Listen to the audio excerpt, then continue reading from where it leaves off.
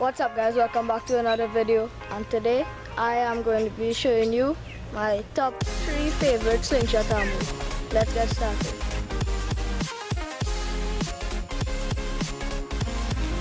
So in the number 3 spot we have normal pebbles that we find in the backyard. They are fairly heavy but they are not completely round, so they might not fly as straight.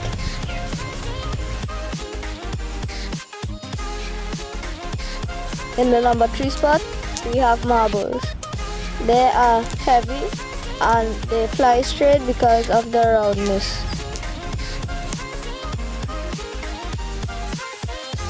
In the number 1 spot, we have ball bearings. These steel balls are very heavy and they are round.